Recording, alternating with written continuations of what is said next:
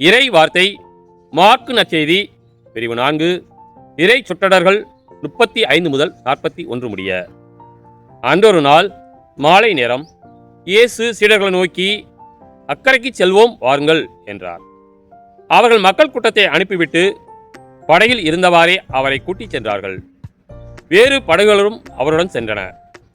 அப்பொழுது ஒரு பெரும் புயல் அடித்தது. அலைகள் படகில் மேல் தொடர்ந்து மோத அது தண்ணீரால் நிரம்பிக் கொண்டிருந்தது. அவரோ படகின் பின்பகுதியில் தலையணை வைத்து தூங்கிக் கொண்டிருந்தார். அவர்கள், போதகரே, சாகப் போகிறோமே, உமக்கு கவலை இல்லையா என்று சொல்லி அவரை எழுப்பினார்கள். அவர் விழித்தெழுந்து காற்றை கடிந்து கொண்டார். கடலை நோக்கி, இறையாதே, அமைதியாயிரு என்றார். காற்று அடங்கியது. மிகுந்த அமைதி உண்டாயிற்று. பின் அவர் அவர்களை நோக்கி, ஏன் அஞ்சுகிறீர்கள்?